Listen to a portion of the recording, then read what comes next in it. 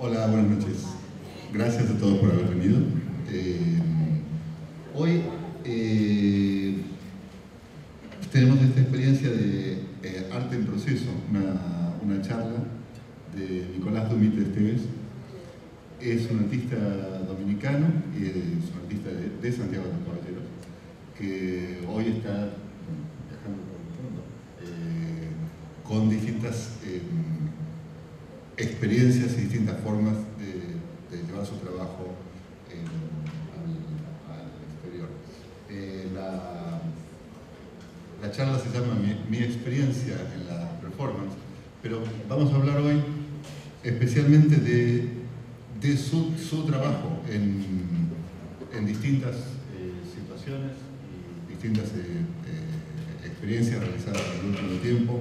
Nos va a hacer un recorrido muy significativo por distintas obras en particular que son importantes para su carrera y también para nosotros importantes para entender su trabajo completamente.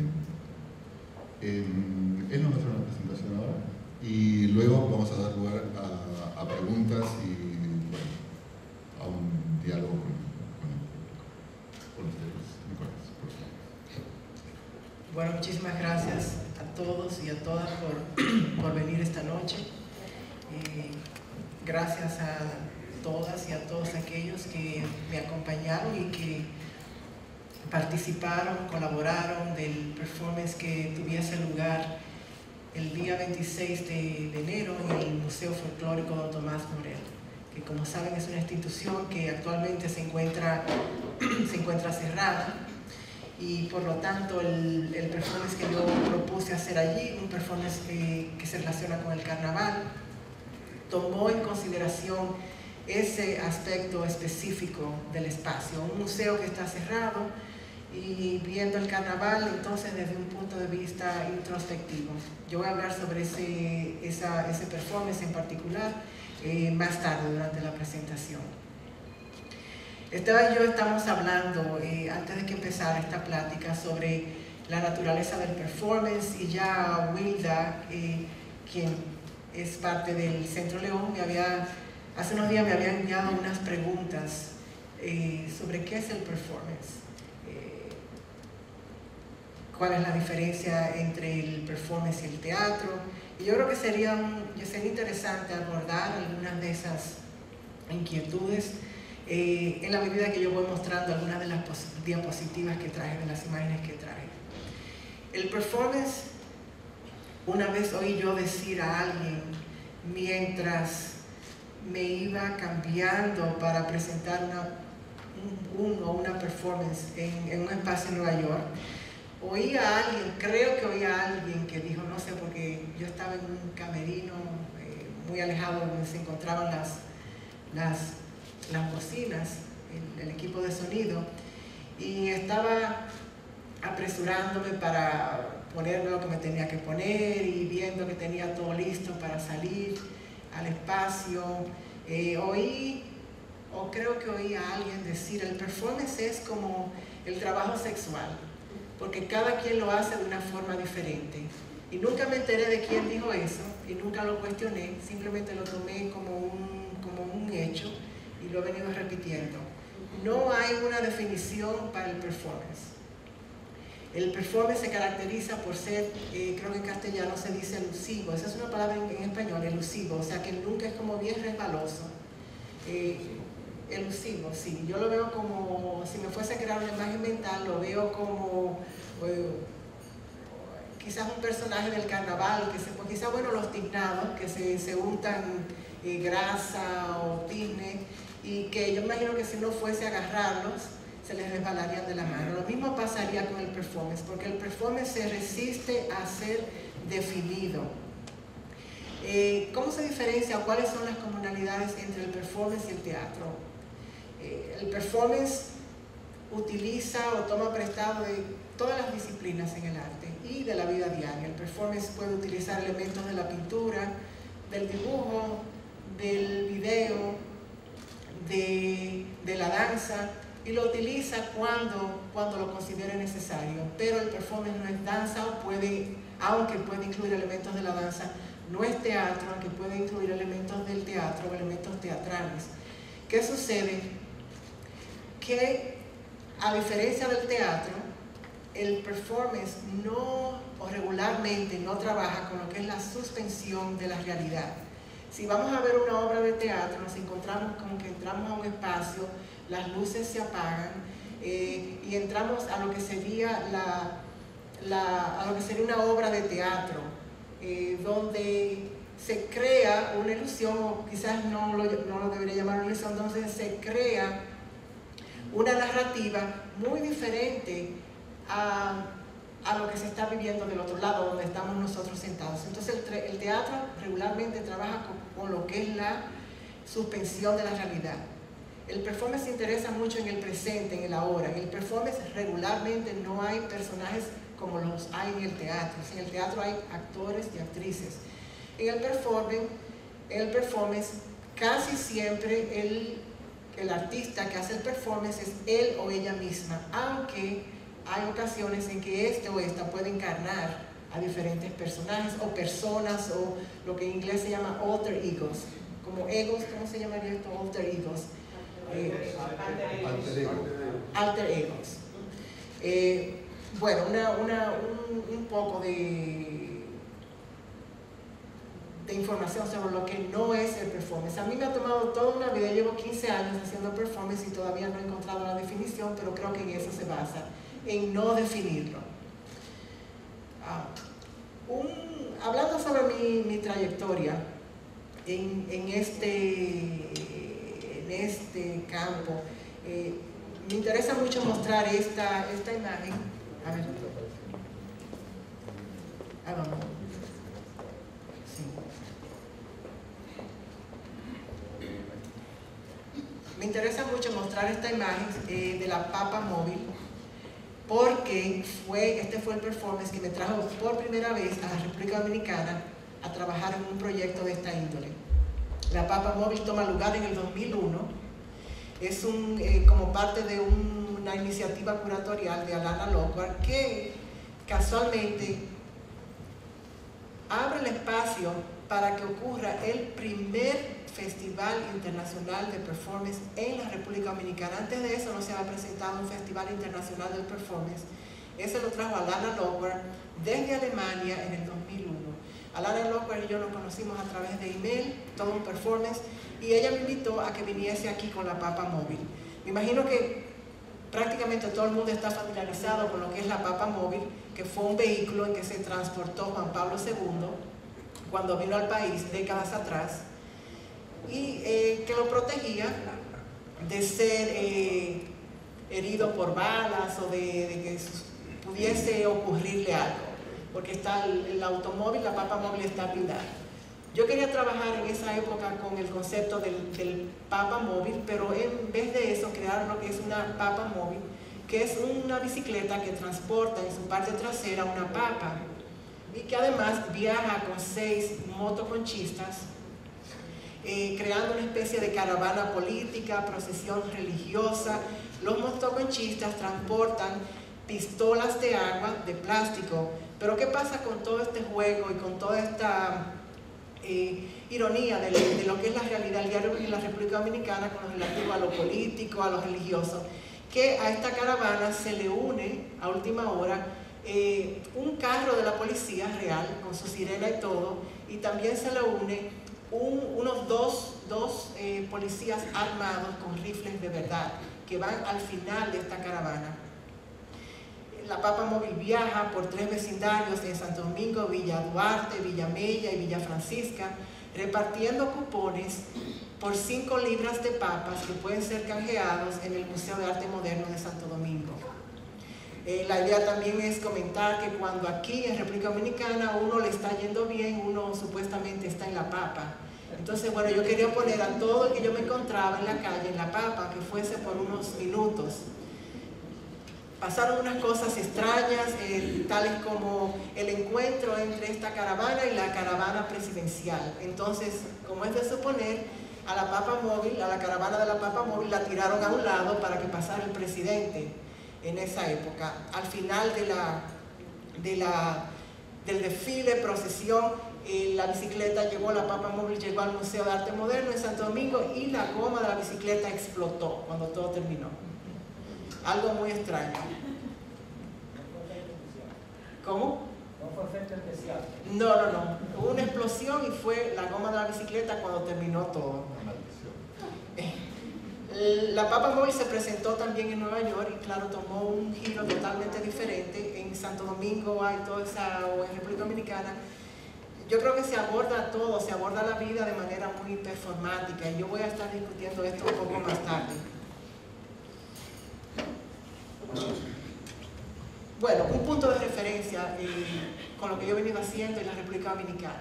Pero también esta noche yo he querido hablar sobre una especie de trayectoria que de alguna forma sintetiza mi trabajo y mi vida, y lo que sería mi vida, el diario vivir, mi vida diaria. Yo me fui a vivir a los Estados Unidos hace 22 años y para entonces me interesaba mucho, artísticamente hablando y también de manera personal, el tema de lo que es la inmigración de lo que es el tercer mundo o el sur global, el tercer mundo. Latinoamérica es, entre comillas, tercer mundo, Asia el primer mundo, que son supuestamente los Estados Unidos, Europa. Y produjo un performance que se llama La Fritura, que se presentó en el Museo del Barrio, entre otros sitios. Eso fue en el 1999. La Fritura trata todo el tema o la temática de los exámenes médicos a que son sometidos los y las inmigrantes que tratan de buscar visa o residencia para ir a los Estados Unidos. Un tema muy controversial, el tema, por ejemplo, de los inmigrantes y las inmigrantes que resultan tener HIV, que resultan tener SIDA. Hasta ahora no eran visados, o sea, cualquier otra enfermedad que los Estados Unidos califiquen como peligrosa, inmediatamente descalifica a un posible inmigrante de poder ir a vivir al país. Entonces la Fritura comenta sobre este tipo de paso, de cruce, de lo que sería el tercer mundo al primer mundo. Entonces el performance ocurre en el espacio antiséptico de una galería. Yo estoy vestido de cirujano, de cocinero, y en vez de trabajar literalmente hablando con el inmigrante, trabajo con lo que es el plátano, que pasa a ser un símbolo, un símbolo del inmigrante del Caribe. Entonces los plátanos son cortados, pelados primeramente, cortados y finalmente son fritos. Y el público en la galería tiene la opción de comérselos o no. A medida que voy formulando este tipo de performance que tienen que ver con la inmigración, el inmigrante, surge una invitación del Museo de Queens en Nueva York para hacer un proyecto que pueda tomar lugar fuera de la galería. Entonces decido crear USA Paradisiaca. En latín el plátano se llama Musa Paradisiaca. Entonces yo le quito la M y pongo USA como Estados Unidos Paradisiaca, como el paraíso de los Estados Unidos. Y creo este personaje que se llama Chiquito el Enano, que es la versión masculina de Chiquita Banana. Chiquita Banana es la muchachita que aparece, la chica que aparece en los guineos. El sellito ese, no sé si lo conocen, en Estados Unidos, aparece Chiquita Banana con una canasta en la cabeza. Entonces, como una Carmen Miranda, comentando sobre los estereotipos del inmigrante, del latino en los Estados Unidos. Yo creo este personaje que se sale de la etiqueta y empieza a crear una cena en un restaurante latino-latina en Queens que se llama La Estrella Latina, sirviendo 5 recetas hechas todas del plátano, mofongo, plátanos fritos, mangú. Entonces ustedes se imaginan el público que viene a ver este performance, que se siente en el restaurante y que cada 10-15 minutos es prácticamente asaltado por una nueva receta del plátano. Ya al final la gente sale como hasta aquí. Primero se les sirven tostones, cuando se termina de comer los tostones se les sirven plátanos maduros fritos, después salen las meseras y los meseros con mofongo, después sale mangú y después sale plátano pasado por paila. Y los plátanos, Chiquito el Enano vende los plátanos en este restaurante por $1. Los plátanos vienen con una green card, una tarjeta de residencia, que trae una receta de cómo preparar uno de estos especímenes. Continuamente yo voy trabajando en lo que es las frutas tropicales, un performance que se presenta en un espacio en Nueva York que se llama PS122, y en el cual yo enseño al público que asiste a ver este performance a hablar en español. Todo esto en el espacio de 15 minutos. Yo tengo 15 minutos para enseñar a hablar español a un público de unas 100, 150 personas. Entonces se empieza a hablarles sobre las frutas tropicales, la piña, el guineo, la naranja, la caña, y sobre algunas de las propiedades de las piñas, sobre los colores, sobre el tamaño. Al final ocurre una desconstrucción, ocurre una ruptura entre la relación que yo he establecido con el público al enseñarlo a hablar español, y entonces voy incluyendo nuevas palabras. Entonces al final termina el performance con la destrucción de todas las frutas, la destrucción de la relación entre el público y yo, que no logra ya seguir el curso de lo que yo estoy diciendo, porque al principio el público aprende que la piña es amarilla y verde, yo le pregunto de qué color es el guineo, el público me dice amarillo, cuál es más grande, el guineo o el coco, y así sucesivamente, pero después el público se pierde en la medida en que yo empiezo a introducir nuevas palabras. Y un performance icónico que es Super Merengue, también todo esto va ocurriendo en el 2000, 2001, 2002. Super Merengue tiene mucho que ver con la transnacionalidad, el flujo de dominicanos entre Estados Unidos y República Dominicana, una generación de dominicanos y dominicanas, aquellos que tienen abuelos allá o tenían abuelos allá, que nunca se asentó en ningún lugar. Entonces el dominicano de esa época, el que se fue en los 60, se iba para Estados Unidos, para Nueva York, después venía aquí, Weber se volvía y se iba, entonces llevó una vida transnacional entre dos espacios. Yo creé el personaje Super Merengue, o SM, que es un personaje que vive entre ese espacio, entre los Estados Unidos y la República Dominicana, pero que no se asienta en ningún lugar específico. Super Merengue es el jefe o el piloto de un vuelo que se llama Merengue Air, y que lleva a los pasajeros a este espacio en el medio, a este espacio liminal. Y todo eso toma lugar dentro de un performance que se presenta en Filadelfia, en el Temple Gallery. Gracias. Hablando de todo el tema de la inmigración, si pueden ver la progresión, inmigración, primero hablando de la inmigración con la fritura, luego hablando de la transnacionalidad, un personaje que no se siente de un lugar ni de otro, que sabe que ha nacido en República Dominicana, pero que también empieza a echar raíces en Estados Unidos. Surge la primera bandera Dominican York, que es un híbrido de la bandera dominicana y la bandera de los Estados Unidos. No creo que tenga una imagen aquí, bueno, ahí está una imagen de la bandera. Entonces, junto con este híbrido, de esta bandera Dominican York, que yo cosí en mi departamento en Nueva York para crear toda una mitología de lo que es este nuevo símbolo. Junto con ese híbrido, que sería el objeto, hay otro híbrido, que es el personaje que lo crea, que es un personaje entre María Trinidad Sánchez, la que creó la bandera dominicana, y Betsy Ross, que fue la que supuestamente creó la bandera norteamericana, no lo sabemos.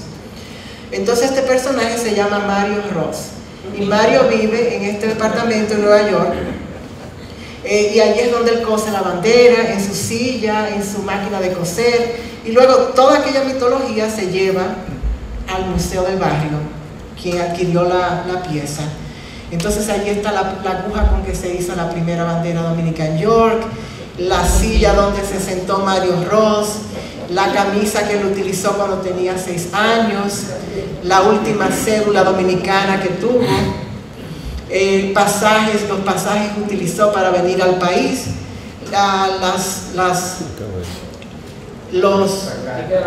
los tickets de la maleta con que Mario Ross viajó al país, cartas personales, sus lentes y algunos anuncios de agencias de viaje en el Alto Manhattan.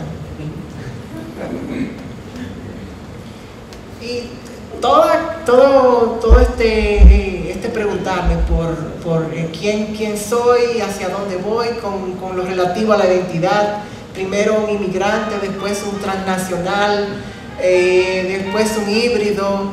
Me lleva en el 2007, con un salto un poco grande, a irme a Wyoming, que es en el oeste de los Estados Unidos.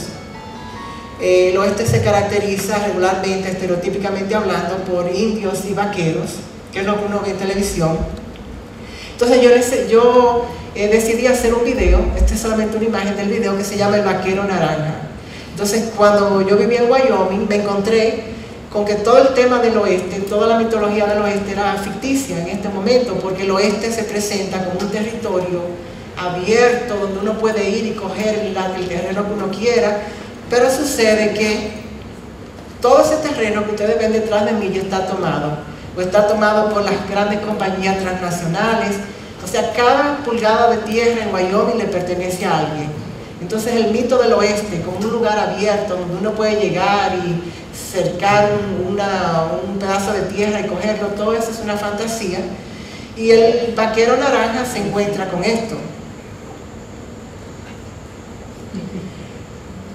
Ya para el 2007, yo vengo desinteresándome un poco de lo que es el performance que se presenta en un espacio donde va un público a verlo, o que se presenta un espacio al que un público paga para ir a verlo, donde el público se sienta y mira la acción o participa hasta cierto momento. Yo quiero irme ya saliendo del espacio galería y quiero ir empujando lo que podría ser el performance, que yo todavía no sé lo que es. Recibo una invitación de una organización en Cataluña que se llama Identitat, un nombre inventado como identidad, Identitat, para ir a Manresa, una ciudad cerca de Barcelona, a Mataró o a Calaf. Yo nunca he oído hablar de Calaf. Me pongo a buscar en el internet, me encuentro con solamente unas fotos y decido irme del Bronx, donde yo estoy viviendo en ese momento, a Calaf. Y llego allí, aquí vemos una chaqueta de la Unión Esportiva de Calaf, la Unión Deportiva de Calaf, y me mudo a Calaf, al ayuntamiento antiguo del pueblo. El ayuntamiento nuevo me da la llave, me mudo en el ayuntamiento antiguo, y yo propongo conocer a todos los habitantes del pueblo durante 2 meses y convertirme de un visitante en una persona local. Ya yo había ido a Madrid para esa época, yo pensaba que ir a Calaf, un pueblo que tiene 3.500 habitantes, iba a ser algo muy fácil, que yo iba a conocer a todo el mundo en una semana y que después me iba a quedar 1 mes y medio para yo irme a andar con la gente, para irme a comer. Resulta que yo paso la primera semana y no logro hablar con nadie. La gente ni siquiera me mira, camino por las calles, subo y bajo y veo todo el pueblo cerrado. O sea, nunca se abría ninguna puerta. Busco la biblioteca pública, nada, o sea, todo cerrado. Al final me encuentro con que hay un grupo de señoras que trabaja haciendo puntos con unos bordados muy finos arriba de donde yo vivo. Las oigo y subo a saludarlas. Las señoras me conocen y me dicen que el domingo próximo me van a invitar a conocer a sus nietos en una festividad que tienen, a donde se va a hacer un chocolate para el pueblo completo. Entonces esas señoras son las que me abren la puerta al pueblo. Allí empiezo yo a conocer gente. Eventualmente el ayuntamiento publica una revista que se lanza, creo que mensualmente, que se lleva a todas las casas del pueblo. Entonces el ayuntamiento puso una foto mía que dice: ¿ha conocido usted a Nicolás Dumí? Entonces la revista se manda a todas las casas, el pueblo empieza a hablar. ¿Quién es este que quiere que busque un pueblo donde casi no va nadie de fuera, con excepción de los sábados? Y que interesantemente tiene una inmigración altísima. En esa época tenía una inmigración altísima porque el euro se cotizaba caro. España era un lugar a donde muchos inmigrantes se querían ir porque había mucho trabajo. Entonces este pueblo, que es un pueblo históricamente pequeño, donde todo el mundo se conoce por siglos, de pronto se encuentra con una inmigración altísima. El 50% de los niños en el kindergarten eran extranjeros o de padres extranjeros, pero con todo y eso, allí no va mucha gente de fuera, o sea, no va a vivir mucha gente así de fuera. Entonces todo el mundo me miraba de pies a cabeza. Yo trataba de ir a todas las actividades, eventualmente terminé conociendo a todos los políticos me hice amigo de la alcaldesa, terminé conociendo a todos los equipos políticos, deportivos. Estas son las señoras de Arca, que son las que hacen puntos. Terminé conociendo a los jóvenes del pueblo, terminé conociendo a algunas de las señoras, que allí se celebra el Día de la Vejez, donde cada persona va a la iglesia en un día específico con la persona mayor y su familia. Entonces aquí celebrando el Día de la Vejez. Me encontré con que había muchísima gente en el pueblo, casualmente con brazos, piernas y diferentes partes del cuerpo rotos, no sé por qué. Y a medida que iba conociendo a los y a las habitantes del pueblo, le pedía que me diesen una foto suya. A veces yo le tomaba fotos, a veces la gente me llevaba cajas de fotos de sus bodas. Habían personas que ya habían fallecido en las cajas de fotos.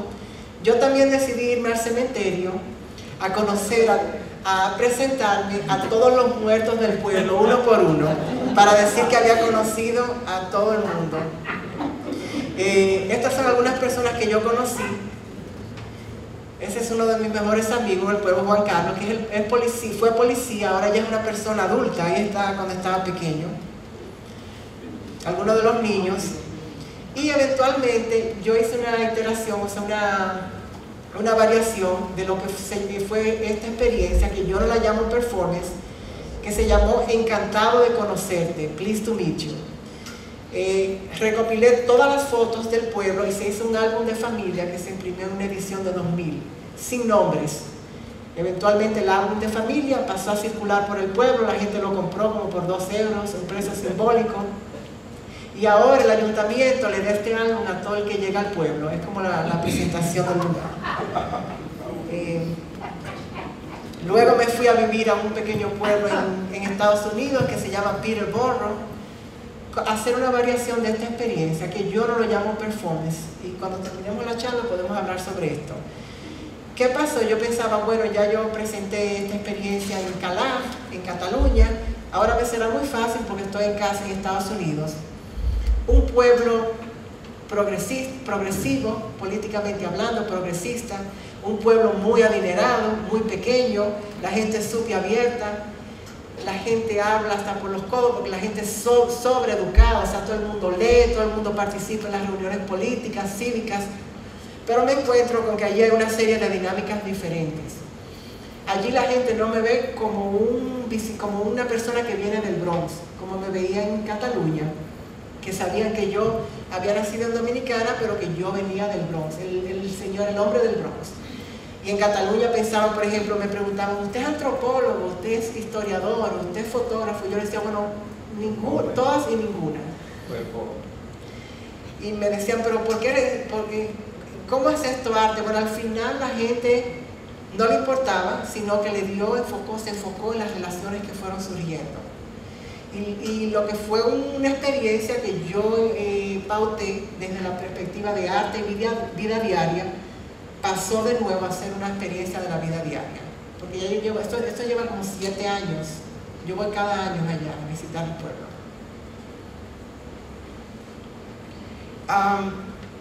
Con todo este tema de la identidad, el Bronx juega un papel muy importante en mi vida porque he estado viajando. Bueno, en el Bronx fue donde conseguí mi primer trabajo, cuando obtuve mi residencia en Estados Unidos, y he estado viajando al Bronx por 22 años. Me mudé al Bronx hace 7 años y allí yo me siento en casa. Allí mis vecinos salen afuera a las casas, se sientan en la calle, el vecindario es mayormente puertorriqueño, aunque ahora ha habido un éxodo de dominicanos del Alto Manhattan hacia el Bronx. Entonces yo me siento muy identificado con el Bronx, allí he trabajado, conozco medio vecindario, padres, personas mayores, niños, he trabajado con personas de la tercera edad, con niños, con abuelos. Bueno, el Bronx tiene una historia un poco violenta, parte de su historia un poco trágica, que fue cuando la ciudad de Nueva York prácticamente permitió, los políticos, la ciudad, el sistema permitió que el Bronx se fuera a pique, que el Bronx se destrozara. Entonces nosotros oímos todas esas historias de por qué el Bronx, que el Bronx es peligroso, donde quiera que uno va, el Bronx se conoce. El Bronx es conocido en todas partes del mundo. Entonces el Bronx todavía mantiene esa mitología de un lugar peligroso donde puede suceder cualquier cosa. Eso no es verdad, pero es lo que se mantiene. En los años 70 la ciudad de Nueva York se fue a pique económicamente. No sé si puedo decir como es sabido, pero la sociedad norteamericana es una sociedad que aún con todas sus ventajas y con todas las oportunidades que tiene, es una sociedad clasista y racista. El Bronx ya en los años 70, 80 era mayormente habitado por afroamericanos, negros y por puertorriqueños. Los habitantes judíos, que fueron los que hicieron una infusión de dinero en el Bronx y que tenían negocios, se fueron mudando eventualmente cuando se abrieron los suburbios. Hubo un éxodo de la ciudad a los suburbios, lo que se llama en inglés el white flight, el vuelo blanco, que fue literalmente hablando donde la gente que tenía unos centavos, la gente mayormente caucásica, blanca, se iba de la ciudad, y la ciudad quedó habitada por inmigrantes que no tenían muchas destrezas, afroamericanos y todo aquel que no podía irse. El Bronx no escapó eso. Entonces, ¿qué surge? Con la crisis económica, fiscal que hay en Nueva York, el Bronx empieza a deteriorarse, no hay trabajo, se crea un deterioro social, entra el tema de la droga, igualmente los dueños de edificios empiezan a quemarlos, los propios dueños, para cobrar el seguro. Aquello se convierte en una zona de tragedia, pero aún todo esto, los vecinos se unen, y por ejemplo, el lugar donde yo vivo es ahora una zona histórica porque se lograron preservar las casas de 1901, y eso, todo aquel desbalance social y económico crea una unidad entre los vecinos que me ha parecido a mí muy interesante y que se mantiene y que yo no encuentro en ningún otro, no encuentro en Manhattan, por ejemplo. Aquí tenemos una foto de Carlos Ortiz, mi vecino, que documentó, fue documentando el Bronx por más de 3 décadas. Aquí tenemos un mural en el Bronx, este es el Bronx ahora, este es el Bronx en los años 70, este es el Bronx en el 2000 y pico. Nosotros nunca vamos a parar de luchar aquí en el Bronx. Aunque ellos traten de destruirnos y traten de destruir lo que está alrededor de nosotros, nosotros vamos a poner tiendas de campañas y vamos a poner tiendas de campaña y prácticamente nos vamos a quedar en el vecindario. Aquí tenemos una líder comunitaria que se le ha hecho un mural, Evelina López Antonelli. Ahora aquí tenemos una imagen más clara. Ellos nunca tomarán lo que nosotros tenemos aquí. Yo me siento muy parte de este lugar y nunca lo voy a dejar. Entonces yo en el 2011 empecé a trabajar con un grupo de adolescentes, de personas mayores, de la tercera edad, y varios grupos en el Bronx, tratando de investigar qué significa ser del Bronx, porque ya yo sentía que ya yo no era Dominican York, que yo no era un inmigrante, yo me sentía que empezaba a ser parte de este condado. Entonces me cuestionaba a mí mismo, ¿qué significa ser del Bronx? Aquí tenemos un boceto que hizo un adolescente con el Bronx en un ataúd, el Bronx en los años 70, y luego el Bronx poniéndose de pie en la actualidad.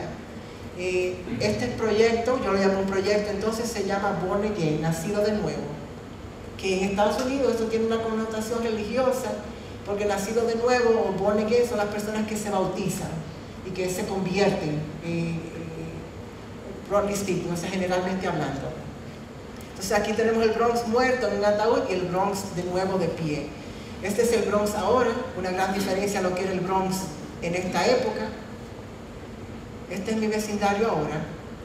De pronto todo el mundo le está tirando los ojos al Bronx, se están construyendo edificios en todas las esquinas y claro está, la renta está subiendo de manera estrepitosa. Y ahora la pregunta que surge es, ¿quiénes podrán quedarse en el Bronx? ¿Cómo lograrán las personas que pasaron los incendios, los destrozos, quedarse en el lugar en el que ellos pertenecen? Entonces yo voy investigando qué significa ser del Bronx y propongo bautizarme como ciudadano del Bronx en el río del condado. Entonces invito a Bill Aguado, que es el director era el director ejecutivo del Consejo de las Artes del Bronx, que no nació en el Bronx, nació en Manhattan, pero que ha vivido toda su vida en el Bronx y que se siente parte de allí y todavía vive en el Bronx. Y Susan Fleminger. Bill Aguado es de origen puertorriqueño, Susan Fleminger, la señora que está ahí, es, me imagino que de origen judío, y nació en el Bronx, pero en un momento determinado se fue. Entonces estos dos, Bill Aguado y Susan Fleminger, se convierten en mis padrinos. Y yo me convierto ahí en un ciudadano del Bronx. Un momentito.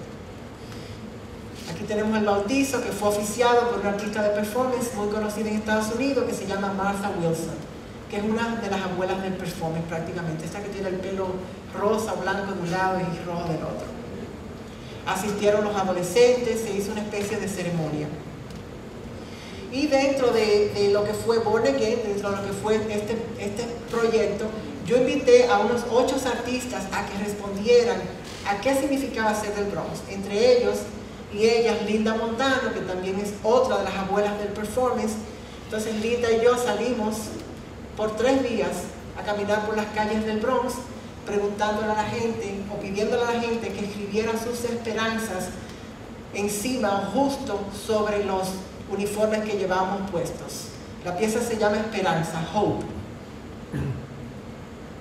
Aquí estamos en Hunts Point, que es uno de los vecindarios del Bronx, uno de los vecindarios más pobres de los Estados Unidos entero. Y por último quiero mostrar, con todo el tema de la identidad y de viajando a diferentes comunidades y de hurgando, qué significa para mí ser de un lugar, qué significa la dominicanidad para mí, qué significa o qué papel empiezan a tener esos lugares a donde yo voy viviendo, ya sea los Estados Unidos, Cataluña, el Bronx. En el año pasado, pero ya antes del año pasado, yo comienzo a viajar a los Balcanes, específicamente a Mostar, a Bosnia y Herzegovina, que saben que fue un lugar que vivió una época muy fuerte en los años 90, una guerra muy fuerte, con el objetivo de investigar cuáles son los puentes que la gente está creando allí. No sé si ustedes conocen la historia, generalmente hablando de Bosnia, los serbios, los croatas, los musulmanes, empezaron, según lo que dice la gente allí, empezaron a ser manipulados por los políticos. Esta era gente que vivía toda unida, gente que sí tenía conflicto en un momento u otro, pero gente que se había casado unos con los otros, que tenían siglos viviendo en aquel país juntos pacíficamente, y que cuando se desmanteló la República Yugoslava, empezaron a ser supuestamente manipulados por políticos y empezaron a crearse fricciones entre los musulmanes y los serbios, entre los serbios y los croatas. Yo me fui allí a Mostar con el objetivo de investigar cuáles son los puentes que la gente ha ido forjando y que nosotros, los que somos de fuera, no vemos. Este puente que es increíble, que se llama Mostari, el Old Bridge, el puente viejo, es un puente que fue hecho hace 500 años, que tiene una historia muy profunda de sangre, de sudor, de todos. Ustedes se pueden imaginar cómo se hizo ese puente. Un puente que creó un paso entre el este y el oeste, entre el imperio musulmán y el resto de Europa, hasta cierto punto. Fue destruido por un individuo en el 1993, bombardeado durante la guerra. La UNESCO volvió a reconstruir el puente, supuestamente con las mismas piedras que cayeron al río, Neretva, que es el río que ven abajo, que se ve verde, como si fuera un mar, y el puente fue hecho de nuevo. Entonces este puente sirve como símbolo a esta acción que yo hago de ir buscando los puentes en Mostar. Resulta que una de las personas que yo conocí me pidió una bandera norteamericana, que le llevara una bandera norteamericana. Yo tenía mis reservaciones al respecto, pero accedí a su pedido y aquí estamos como medio jugando con la bandera, doblándola, no sabemos ni qué hacer. Al final termino trabajando con un grupo de pescadores, conociéndolos, juntándome con ellos a cocinar, con un grupo de personas de la tercera edad, viendo cuáles son los lugares significativos para ellos y ellas en la ciudad, en una ciudad que ha cambiado tanto que ya algunos no conocen. Aquí estoy en la habitación de un señor que conocía en esta casa para personas mayores, haciendo un viaje con las personas mayores a su propia ciudad. Yo nunca había estado tan perdido como en esa foto. Yo creo que esa foto resume cómo yo me sentía en una cultura en la que yo no tenía nada en común. La gente increíble, la gente trataba de comunicarse conmigo, pero ahí estoy yo en un café, medio mundo fumando.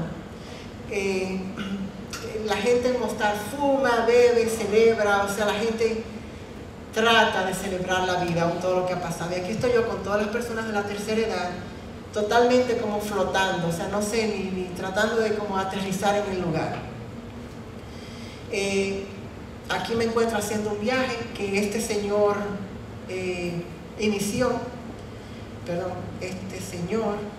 ese señor tiene una tierra fuera de la ciudad y allí me contaba que tiene un árbol que tiene 300 años, un árbol inmenso, y me decía, si pudiésemos irlo a ver, pero él no podía ir a ver, entonces lo que yo hago es que voy a ver el árbol en un jeep ruso, toda una experiencia, o sea, cruzando por montes, subiendo por montañas, con un señor que este señor mayor llamó para que me encontrase en un pueblo. Nos montamos en el jeep y allí fuimos a caminar por el bosque. Lo primero que el señor sacó fue un hacha en caso de que nos saliera un oso.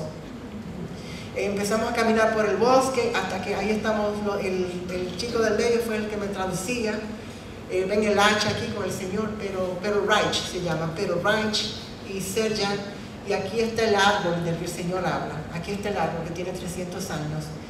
Fotografiamos el árbol y al final yo voy a llevarle la foto de su árbol al señor a la casa de personas retiradas. Es el señor que está sentado aquí. Igualmente trabajo con un grupo de personas que acuden a un club que se llama Los Bohemios, a donde la gente va como a descargarse, a hablar sobre las historias de la guerra, a tomar, a fumar. Entonces, bueno, yo creo ese letrero que dice, yo también soy un bohemio. Y me voy parando en las ventanas donde viven algunos bohemios a saludarlos, algunos miembros del club. Al final, o antes de eso, me dan una tarjeta, un carnet que yo tengo todavía, que yo soy miembro de ese club ya.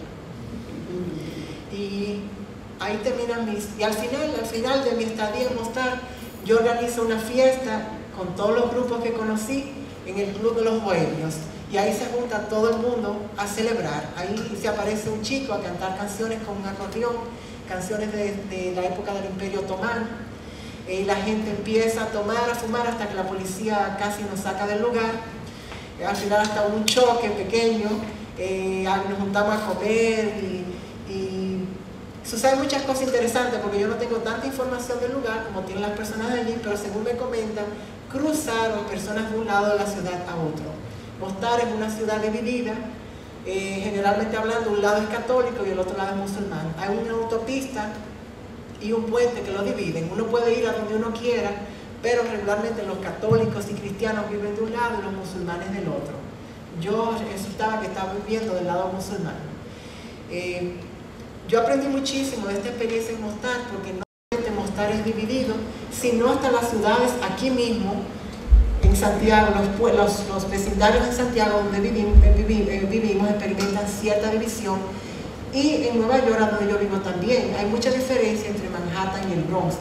Y aunque no los veamos, allí hay líneas que dividen un condado del otro, económicamente, racialmente, culturalmente. Entonces, si algo me enseñó esta experiencia es que todas las ciudades experimentan divisiones. Finalmente, lo que vine a hacer en Santiago hace un mes, que se llama C-Room, la habitación C, explorando el carnaval de manera introspectiva, creando una habitación en un museo cerrado, el Museo Folclórico Don Tomás Morel, invitando a los participantes y a las participantes que encarnen personajes del carnaval que les salgan de adentro o que se inventen en ese momento. La parte pública de lo que fue una experiencia en privado eventualmente saldrá a la calle de manera sorpresiva. Es todo. Gracias.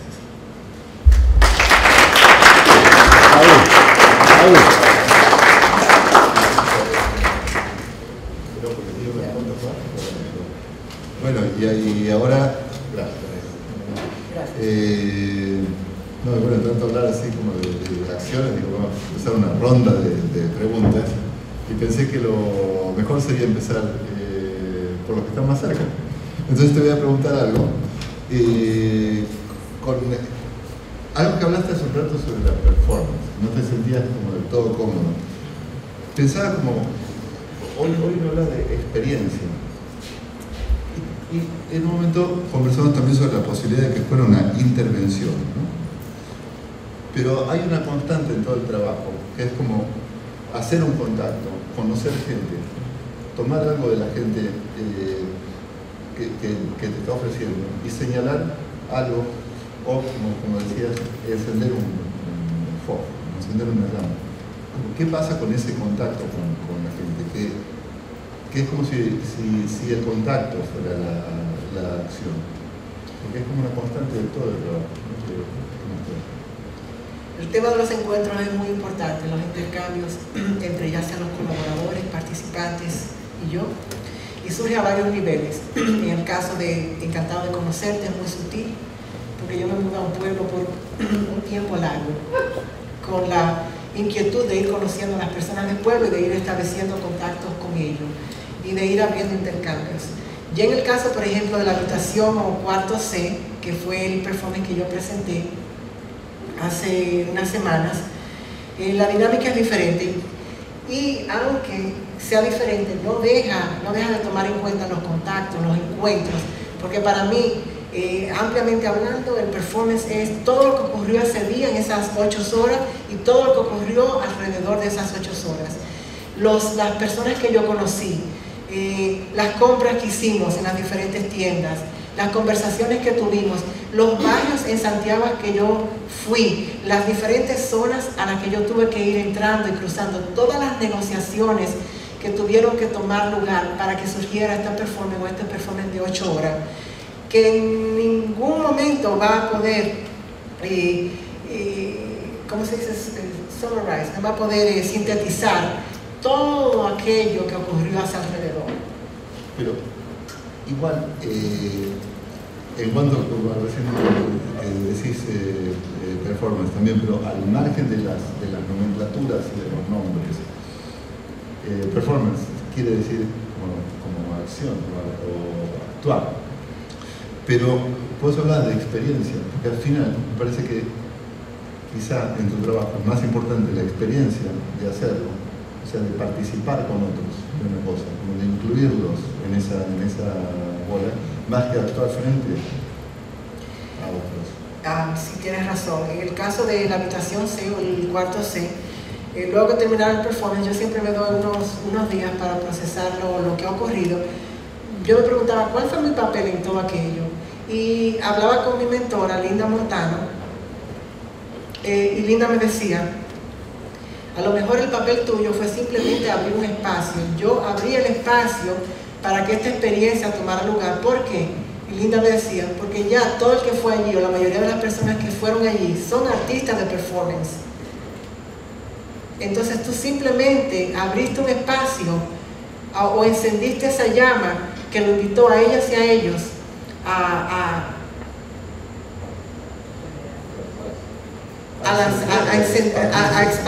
expandir el discurso que yo me había propuesto.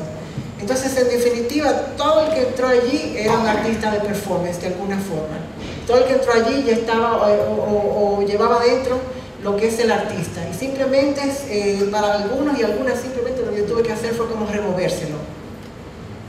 Bueno, algunos no pudimos entrar. Y otra cosa, antes de pasar así a preguntas del público, algo que quería conversar con vos sobre la diferencia de hacer estas acciones o estas experiencias. ¿Qué diferencia hay entre tomar a la gente por sorpresa o preparar una acción donde la gente sabe que va a ser espectador de una performance, de una acción, de una experiencia actoral de este tipo? Digamos, ¿qué pasa cuando vos haces papamóvil, llevas por la ciudad y hay una diferencia si lo haces en un lugar o en otro? Hiciste en el Bronx, en Santo Domingo, y la gente es tomada por sorpresa y reacciona, y eso es parte de la acción. A mí me interesa mucho el elemento sorpresa. Me interesa tomar a las personas desprevenidas, me interesa crear eso, lo que se llama el chance. Y aquí hay un tipo de imágenes de las que yo no voy a hablar, porque ya no hay tiempo, pero la que les puedo mostrar son una serie de peregrinaciones a 7 museos en Nueva York, donde yo termino encontrándome con los directores de los museos. Y todo aquel performance está basado en el Camino de Compostela, en Santiago de Compostela, donde el peregrino viaja con un pasaporte. Bueno, es una historia bien larga, pero hablando de chance, de sorpresa, en uno de los peregrinajes al Museo al Smithsonian, al Museo del Indio Americano, yo voy caminando voy de rodillas hacia el museo. desde la institución que me patrocina hasta el museo voy de rodillas. Ese día llueve, pasa de todo. Siempre que voy en peregrinaje pasaba de todo. Nieve, se me congelaban las manos. Y aquí me encuentro, no sé quién es. Yo voy llevando un pedazo de casabe del sitio donde salí para regalarse al Museo del Indio Americano. Una especie de conexión entre los taínos y el indio americano. Entonces allí me encuentro con alguien, no sé quién es. Y allí van surgiendo personas en la calle que se van preguntando qué está pasando, hacia dónde van, qué hacen. Y aquí es el mismo proyecto, pero una peregrinación de 2 días, caminando de espaldas, desde Manhattan hasta el Bronx. Lo único que me guían son estos espejos que me ayudan a ver hacia dónde yo me desplazo, caminando al revés, sin poder mirar hacia adelante. El elemento de sorpresa es vital. Me parece que el performance, si quiere seguirse empujando, si quiere seguirse manteniendo vivo, tiene que continuar tratando de evadir cualquier definición.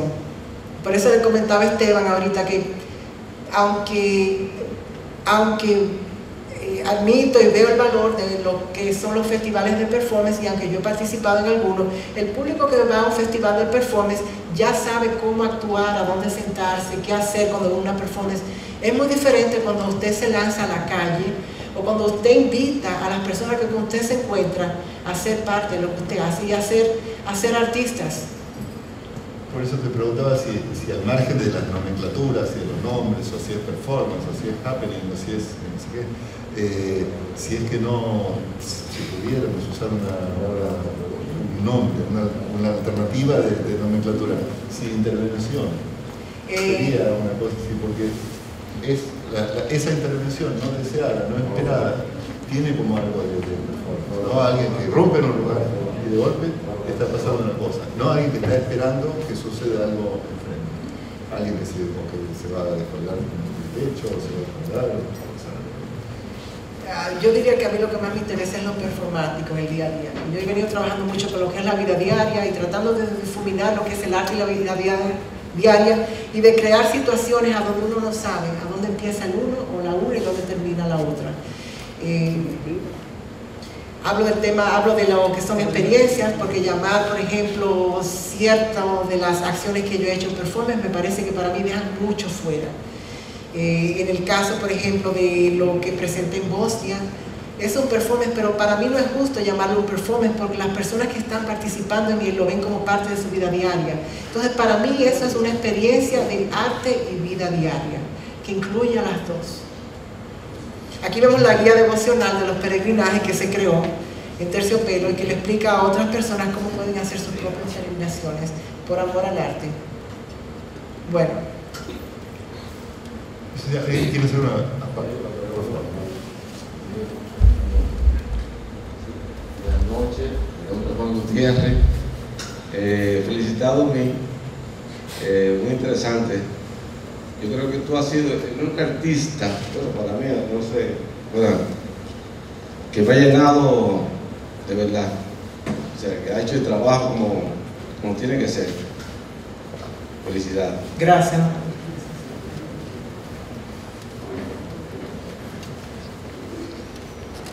Sí, Rubí. Cuando te conocí, que llegaste a mi casa, ahora es las 12. A esa hora no se visita a nadie, pero yo tenía que... Sí, me pregunto cómo tú has logrado tantas cosas siendo tan tímido. ¿Cómo? Siendo tan tímido, ¿cómo has logrado tantas cosas? No quiso comer ni nada. Yo creo que hay una diferencia entre el performance como arte y el performance como espectáculo. El performance como arte lleva un mensaje, un cuestionamiento, una inquietud, genera algo. Los primeros performances los vi con Silvano Lora, en la capital, en el Museo de Arte Moderno, en Santa Bárbara, que fue uno de los primeros que lo trajo de Europa. Y lo interesante es que después la gente que hacía performance era mucho color, mucho maquillaje, pero no decía nada. Yo vi a Silvano pintar un mural grandísimo de papel y una bailarina lo rompía por detrás. Entraba y lo desbarataba, algo bien efímero, de alta calidad. Y felicitarte porque, o sea, como artista asume, como persona, parece que te enterran el ombligo aquí en Santiago, como persona asume lo que haces con una entrega total, te transforma, en la religiosidad popular dice te monta, y después para desmontarte dura varios días, porque después del performance me saludé y estaba todavía en las nubes. Te agradezco que haya ido a mi casa a esa hora, y después el día después. Y siempre que podemos colaborar contigo en cualquiera de tus proyectos o actividades, desde mi persona y también desde la institución que pertenezco, que no lo voy a decir, que es el Ayuntamiento de Santiago. Muchas gracias, José. Buenas noches a todos. En nombre de Rafael Pichal. A la verdad que yo estoy sorprendido. Te felicito de todo corazón, porque yo pensé que venía a ver una exposición de pintura, de cuadros, de cuentos, pero tú eres un científico de performance, por lo que he podido escuchar de ti. Y creí que me iba a dormir, pero no he perdido ni un segundo de tu exposición. Según lo que tú has explicado, para mí el performance es el verbo. Según lo que me instruyeron a mí cuando yo estaba pequeñito en la escuela, acción, movimiento, contacto. Eso, yo te lo dejo en ese marco para que tú lo acabes de definir qué es performance, porque todavía no sabemos. Muchas gracias. Suena muy interesante eso por el hecho de que el verbo se hizo carne, entonces en el performance el cuerpo es un elemento esencial. Entonces la acción se hace carne, ¿no? El movimiento, todo eso se hace carne. También anoté que la sigla de Super Merengue es SM.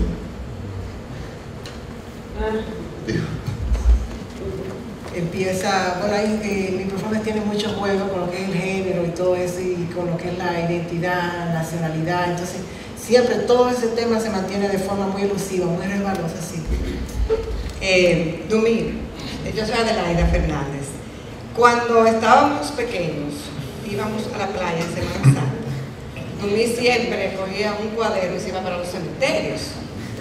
Y todos decíamos, pero Dios mío, pero este muchacho se está volviendo loco, ¿pero a qué que va a los cementerios? Pues ya por fin descubrimos que era saludar a los muertos, que tú ibas al cementerio, porque nosotros estábamos en un buen bochinche y paseando y bañándonos en la playa. Dumir lo que quería era ir al cementerio. Y de verdad, Dumir, vuelvo y te felicito también, porque toda esta trayectoria que tú has tenido durante todos estos años, y tenernos pendientes, mira, voy para allá, voy a hacer esto. Lo de la papa, mándaselo a Benedicto, al Papa Francisco, porque eso es genial. Te digo que de verdad es genial. Y también me gustaría saber, porque vi que involucras mucho a los envejecientes en todos los performances que haces. ¿Por qué? Los y las envejecientes son, yo empecé dándome cuenta de que los y las envejecientes son magníficos cuando en lo relativo a la colaboración, porque la gente, por ejemplo, en Nueva York siempre se tiene que ir porque le está cogiendo la hora, está tarde, solamente puede estar aquí 10 minutos. Los envejecientes no tienen a ningún lado que ir, están ahí contigo y te dan toda la atención cuando quieren, porque también yo aprendí que cuando tú los estás aburriendo, ellos todos se ponen a hablar y no te escuchan. O sea, los envejecientes no tienen tiempo para juegos sociales y cosas así. Si tú no les interesa, ellos siguen su conversación. Pero, contestándote de manera más seria, a través de todas estas experiencias, performances que yo he hecho con los envejecientes, con personas de la tercera edad, yo creo que es una búsqueda. ¿Por qué? Porque ellos me están enseñando a mí cómo empezar a ser uno de ellos. Y hay un grupo, o sea, me están enseñando cómo envejecer. Hay un grupo de ellos que yo visito en el Bronx, con lo que trabajé a través del proyecto eso, Nacido de Nuevo, que yo le preguntaba, ¿qué significa para una persona mayor ser del Bronx? Entonces, había una dominicana que me contaba de la primera nevada que ella vio, hay un video de todo esto. Al final van toda la galería donde se exponen el video. Y ya yo tengo 2 años reuniéndome con ellos, voy a la fiesta de Navidad y ellos creen que yo también soy una persona de tercera edad. Ellos ya está todo como mezclado. Francisco Sánchez, primeramente felicitarte, o sea, me voy maravillado, no te conocía, no sabía que tú existías, la verdad, pero impresionado. Felicitarte por la coherencia en tu trabajo, o sea, creo que es tan coherente que tu vida en sí se va a convertir en un performance. O sea, creo que por todas las experiencias que tú has vivido, tu vida se está convirtiendo en un performance. Y lo otro es, o sea, si tú has podido ver en base a la respuesta del público, por ejemplo, el trabajo de Papa Caliente, el concepto es el mismo, pero Papa Móvil, como el público, aunque el concepto era el mismo en esencia, lo recibió de manera, porque aquí, todo lo que tú explicaste de cómo el simbolismo de la papa y todo eso, en Estados Unidos, o sea, cómo era recibido por el público en Estados Unidos, si había una diferencia en la reacción del mensaje que tú querías poner. Muy buena pregunta y gracias por tu comentario. Volviendo a hablar con Linda Montano, que es una de las abuelas del performance, Linda ha sido una guía para mí durante 7 años. Para aquellos que no la conocen, Linda Montano es una artista de origen italiano, pero nacida en Estados Unidos, y que es una de las personas que prácticamente lo ha hecho todo en performance. Ella hizo una acción que duró 1 año completo y para la cual ella se ató por la cintura de Shin, que es un artista de performance muy conocido, asiático, y vivieron amarrados 1 año completo por una soga. Entonces dormían en camas diferentes, no tenían ningún tipo de relación más que la relación performática, no estaban interesados en ninguno de los dos, tenían que comer, dormir, pasar el año completo amarrados y al final del año alguien nos cortó. Un poco hablando sobre lo que nos conecta a nosotros seres humanos y que nos vemos. Y Linda, yo le comentaba de lo que pasó aquí el 26 y Linda me preguntaba que cuán performática era la cultura dominicana y yo le decía que aquí casi todo se aborda de manera performática y que era casi imposible un performance competir con la realidad. No sé si alguien tiene algo que decir al respecto, pero desde el tema de lo político, las caravanas políticas son una procesión, un performance, desde el tema del diario vivir de la gente. O sea, yo tendría cientos de historias que contar, que para mí son performáticas, quizás no sean un performance porque no fueron concebidas como tal, pero de que tienen un elemento performático es indudable. Entonces aquí todo el mundo casi está haciendo performance, tal vez no un performance así artísticamente hablando, pero sí están abordando la vida y el diario vivir de manera sumamente performática. O sea, el hecho de que Leonel tenga anuncios afuera que digan con una cara de un león que dice ya viene, es un performance en sí. O sea, ¿a quién se le ocurre? O sea, cuando uno ve algo así, uno dice, ¿qué yo estoy haciendo como artista? O sea, yo le dejo el trabajo a Leonel y me retiro yo o me vuelvo político. Cualquier pregunta le dejamos conocer para automáticamente no sé. Sí, déjame decirte, hay un performance, un amigo mío que es bajista, lo fundaba una caravana y duró 6 horas tocando el bajo. Digo, el Guine no estaba aquí, porque me ve que era a botar enamorado, a botar por los barrios y se lo durmió el brazo. 6 horas. Sí.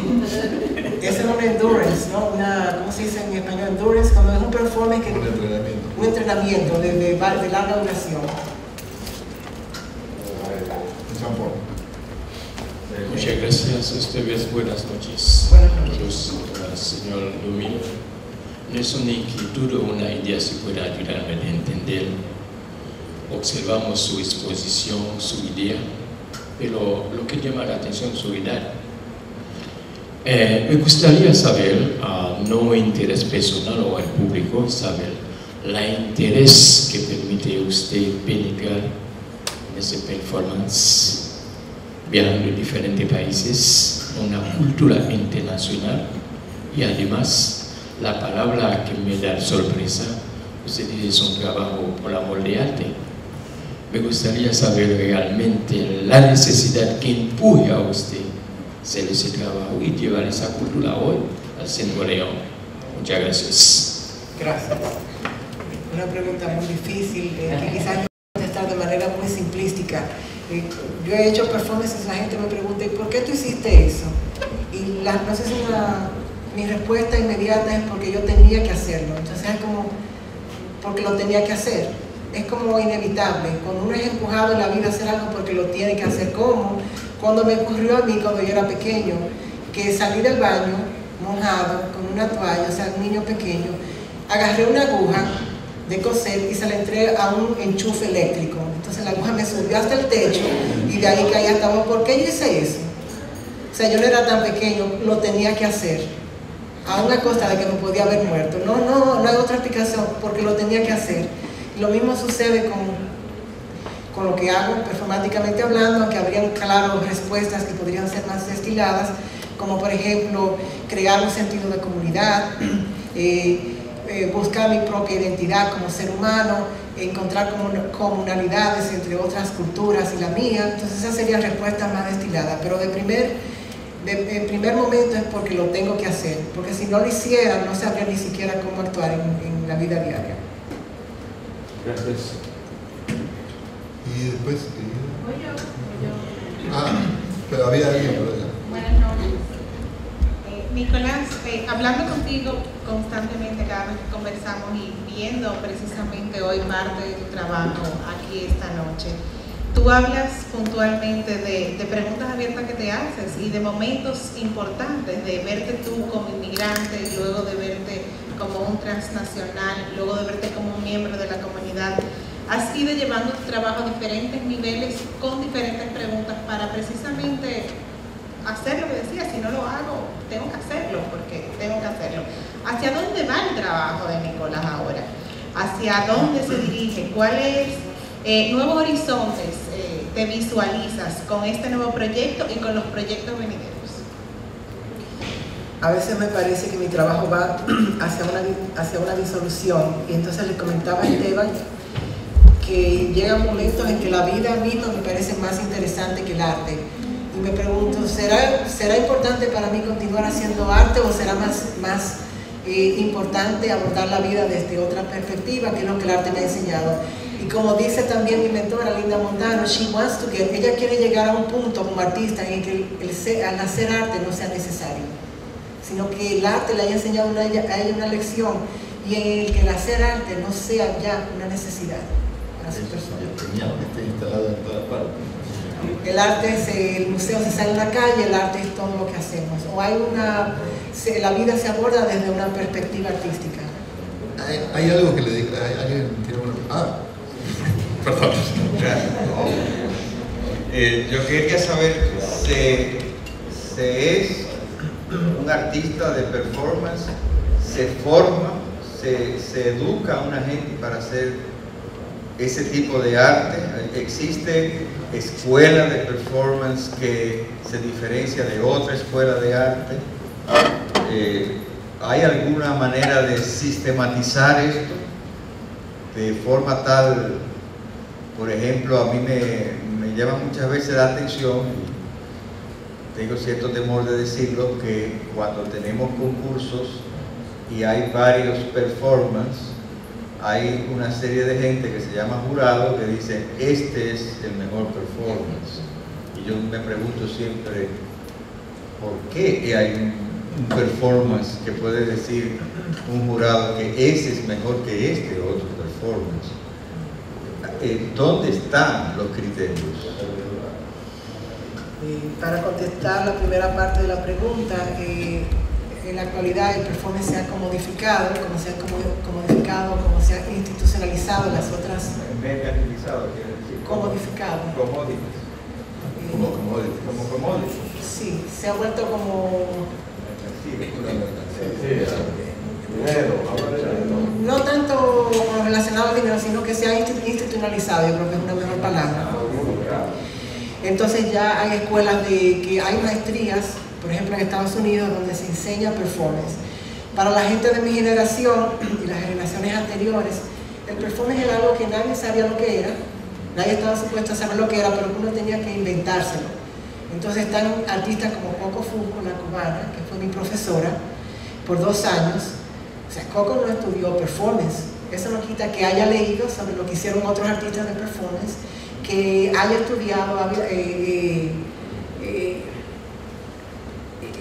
minuciosamente su teoría y todo eso, pero el performance fue algo que esa generación y la generación de antes, mi generación, se fueron inventando.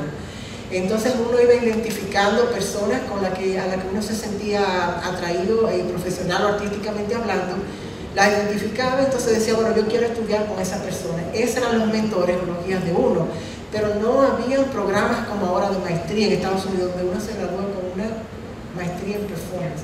O sea, eso era impensable. Además de que mis guías, si yo fuese a hablar de guías de performance, serían mis guías espirituales. Esos son mis profesores de performance.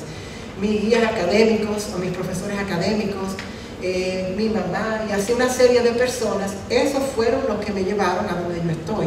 Entonces, a todo eso yo lo veo como las personas que me formaron en el performance. No estrictamente a los profesores en el recinto académico que me impartieron la información. Entonces yo creo que para los artistas de la nueva generación es importante de que traten de ser alusivos, que traten de identificar quiénes son aquellas personas, ya sea un curandero, un médico, un sacerdote, una trabajadora sexual, quiénes son esas personas que ustedes identifican que pueden ayudarlo a cruzar o tratar de cruzar al otro lado, con referente al performance, a tratar como de ir elucidando respuestas, aunque no llevarlo uno directamente hacia el otro lado del puente. Y en cuanto a cómo se determina que un performance es mejor que el otro,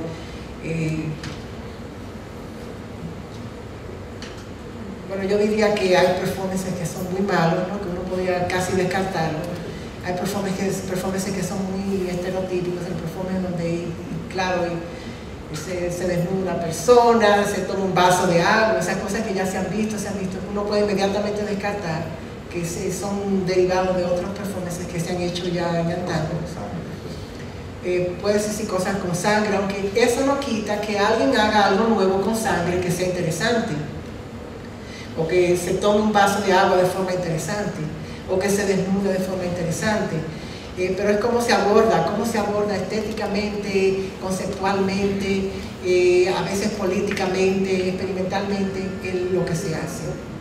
Igual, una cosa que con tu pregunta, y es algo que conversamos hoy también, y está relacionado con el tema de los concursos y de las valoraciones cualitativas, ¿no? del trabajo. Y hoy conversamos justamente sobre eso, porque la performance ahora como surge como una categoría, porque tanta gente lo hace, que de golpe, bueno, se instala la pintura, la escultura, el grabado, la performance. Bueno, ahora tenemos la performance. Y uno de los grandes problemas que tenemos es la documentación, porque finalmente muchas de estas acciones viven en la forma de su documentación. Y justo, bueno, yo le pregunté si es que tenía Nicolás algunas de estas obras que no documentó. Entonces, que no dejan de haber existido como performances por no haber sido documentadas, pero finalmente una documentación fiel o elocuente o vistosa termina siendo el cuerpo de una performance, no importa lo que haya sido. Tenemos una foto y una epígrafe o quizá un video mejor o peor hecho que termina siendo lo que constituye el cuerpo de la performance. ¿Y qué pensamos de eso? ¿Qué pensamos? Porque sobre las acciones que no tienen un documento. Yo creo que esas acciones son tan válidas como aquellas que tienen una fotografía o un video. Porque un performance puede vivir de manera oral, puede vivir en la imaginación de una persona, puede vivir de otra forma que no necesariamente tiene que ser en fotografía y video. Yo creo que un reto que tienen los artistas de la nueva generación es ver cómo van a ir, cómo van documentando, cómo van archivando sus performances. Profesionalmente hablando, sí es necesario archivar, documentar, pero si en realidad tiene sentido archivarlo todo. O sea, yo trabajé en una experiencia sobre la cual la que no voy a discutir esta noche, sobre la cual yo hablo solamente una vez al año, por 7 años. Y al 7º año, que será el año próximo, es la última vez que voy a hablar de ella. Entonces la dejo que viva en la imaginación y en la memoria de las personas. Se hizo un video de la misma, pero yo no lo voy a sacar a relucir, no creo. Y igualmente la fotografía yo nunca la he utilizado. Entonces hay otra forma de conversar, de archivar o de contraarchivar lo que sería una acción efímera. Pero entonces el performance no es la fotografía, ni es el video. Esos son solamente un récord, un archivo de lo que ocurrió, pero nunca podrán llegar a ser lo que pasó en ese momento. Y a veces hay performances que son fotográficos, como uno que yo realicé con una artista argentina que se llama Solara Mendes, que tomó lugar en un cementerio en el Bronx, casualmente hablando, y en el que yo aparezco durmiendo sobre la grama. Ese performance nadie lo vio, no fue ningún público, solamente existe como fotografía, un performance fotográfico. Pero hoy hablábamos de Apeco, justamente porque Apeco también fue como un artista de performance tempranamente, pero finalmente termina siendo valorado sobre todo como fotógrafo. Algunas de esas fotografías documentan, no sé si sus performances o su intención, su impulso de hacer performance, como sus deseos, sus organizaciones de piezas y acciones, ¿no? Pero finalmente termina como viviendo el cuerpo de su obra en otro formato totalmente. Abuela, ¿tenés una pregunta?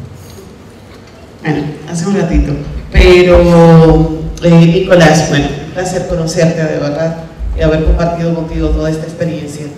Tengo dos inquietudes para ti. La primera, muy relacionada con lo que planteaba el señor Lionel. ¿De qué forma, habiendo tantas paletas en el arte por cuál inclinarse, decides tú que lo que quieres hacer es la performance? O sea, habiendo, qué sé yo, tanta gama de colores, eso es lo primero. Y lo segundo, ¿cómo sucede la idea? O sea, ¿qué llega primero? ¿La idea te elige a ti? O sea, la inspiración de un determinado proyecto te elige a ti, o tú decides qué proyecto quieres abordar en función de una temática. Por ejemplo, la identidad, que ha sido una constante en tu trabajo. ¿Qué de las dos cosas sucede primero? ¿Ves algo y eso te llama, o es lo contrario? ¿Es tu línea de acción la que delimita el performance que vas a realizar? Yo creo que el performance ofrece tantas posibilidades. Eso fue lo primero que me atrajo. Y también aquello de la satisfacción inmediata, de la que habla una profesora mía. El hecho de que puedes hacer algo que puede ocurrir en un momento, o sea, que puede ocurrir en tus ojos, que puede ocurrir. Pero aunque eso realmente no es... No, yo diría que no es una buena excusa, porque hay performances que toman meses, igual que una pintura, en prepararse. Entonces no es tanto satisfacción inmediata, aunque sí tiene algo de lo inmediato, que a mí me llama mucho la atención, y quizás sea satisfacción inmediata, aunque satisfacción no sería una palabra la palabra prudente para utilizar. Tiene algo de inmediato en el hecho de que es efímero, en el hecho de que quizás tú duras un mes, como yo duré 3 semanas o 4, preparando para algo que ocurrió durante 8 horas. Pero esa inmediatez de la experiencia de esas 8 horas no me parece que no puede ser replicada por otra disciplina artística, aunque el performance tome prestado de las otras. Tu otra pregunta de si la pieza, el performance me llama a mí primero o si es lo contrario, eso depende. Hay performances que yo tengo que hacerlo, que o sea, se me presentan así, casi como una visión, y hay otros que yo me siento y empiezo a forjar ideas, a trazar ideas, y que van saliendo más pautadamente, más pensadamente. Hay otros que son más inmediatos, más espontáneos. Bueno, no sé si no tenemos más preguntas. Bueno, si no pregunta, pero el nombre está bien. Está como es. Está como es. Bueno, muchísimas gracias. Espera, sí, yo quiero. Yo tengo ¿cómo se llama eso? Una asignatura, una tarea para todas las personas que están aquí esta noche. Es que luego que se vayan de aquí, yo los quiero y las quiero invitar a que hagan, piensen y se involucren en una acción performática en su vida diaria. Ya sea que esta tenga que ver con cocinar algo, pero que envuelva a otra persona. Que esa acción performática sea muy sutil, que pase dentro de la vida diaria, pero que envuelva a una u otras personas, ya sea prepararle una cena de manera inesperada, arreglarle la ropa en el closet, organizarle las medias todas del mismo color juntas, hacer alguna acción que envuelva a otra persona, que que la otra persona no lo sepa, que sea una acción buena, claro, que sea una acción positiva, pero que sea performática. Ya tú la tienes. Ya, bueno. Muchísimas gracias. Gracias.